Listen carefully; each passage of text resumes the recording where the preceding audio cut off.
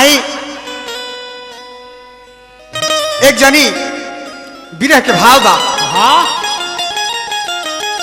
उनकर परदेसी जौन बाड़े तन प्रदेश में बाड़न। वाह बताई जौना मेहरारू के मरद ना होखे ओकरा कैसन बुझाई, कैसे कहतारी कैसे हो आरे महुआ आरे चीना में आरे मोतिया बनाता हो भइल तू न पाता बाबू रे अरे भइल तू न पाता अरे तो देवरा यही पलरियाता हो भइल तू न पाता देवरा यही पलरियाता हो भइल तू न पाता महुआ के कुचिया में मोतिया बनाता हो भइल तू न पाता अरे देवरा यही पलरियाता हो भइल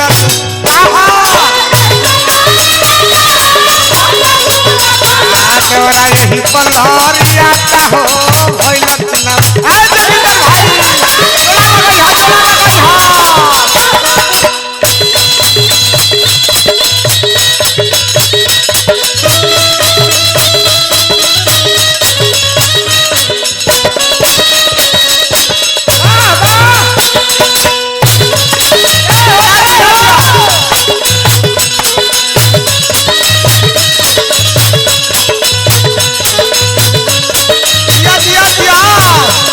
और का भावा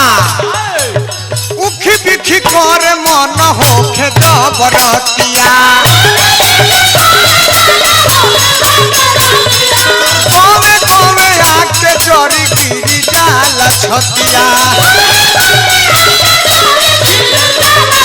गिरी जाला छतिया हो गिरी जाला छतिया गिरी जाला छतिया हो गिरी जाला छतिया इतने भाव नहीं खे और ही भाव बा तकलाई जैसे मानो अरे कर का बढ़ाता हो भइल तू न पाता अरे तो देवरा यही पलरियाता हो भइल तू देवरा यही पलरियाता हो भइल तू न पाता देवरा यही पलरियाता हो भइल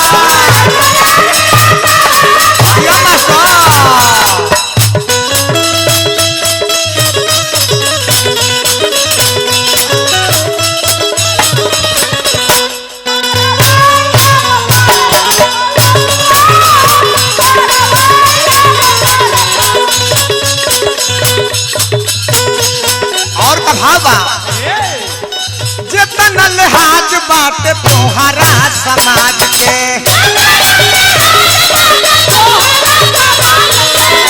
जितना लिहाज बात तोहरा समाज से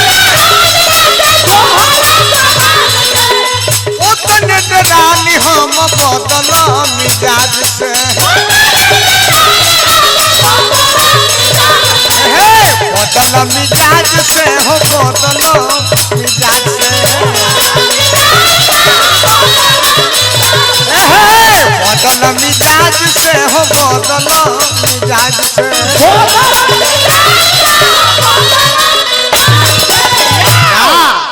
यह बात ना भाई और ही भाव बा कैसे हो